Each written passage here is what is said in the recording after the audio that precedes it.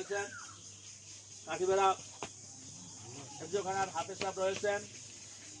তাই এখন এই মায়াত আমরা কত বছর আমরা 14 বছর এক জায়গায় কর্মজীবনে আমাদের আত্মীয় এই সুবাদে যতটুকু জানি তার বাবা 2024 ইন্তেকাল করেছে, মা আজকে 2025 ইন্তেকাল করলো। বলতে গেলে 12 মাসের ব্যবধানে পিতা মাতা দুজন দুনিয়া থেকে বিদায় নিলেন। এই বিদায় না আল্লাহ কর্তৃক নির্ধারিত বিধান, কুল্লু নাফসিন যায়িকাতুল মাউত, প্রত্যেক প্রাণী মরণশীল। এই মরণের হাত থেকে কেউ আল্লাহ কর্তৃক নির্ধারিত বিধানের পরিবর্তন করা কারো কোনো সাধ্য নেই।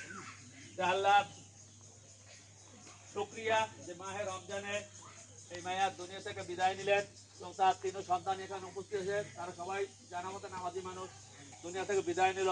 তার কবরে আসলে আল্লাহ তাআলা যেন নাজাত দান করে। আল্লাহ আমিন। এখন বয়ান করবেন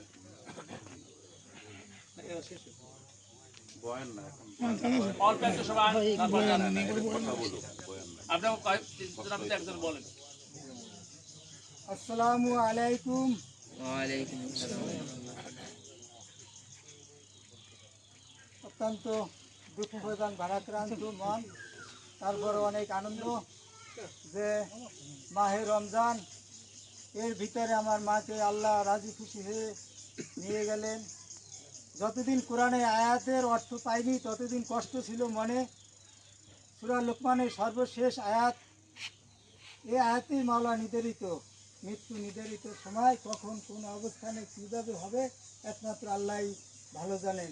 এখন আর আমার মনে কোনো কষ্ট নাই। সূরা ইয়াসিনের সর্বশেষ আয়াত প্রত্যাবর্তন হতেই হবে আমার কাছে।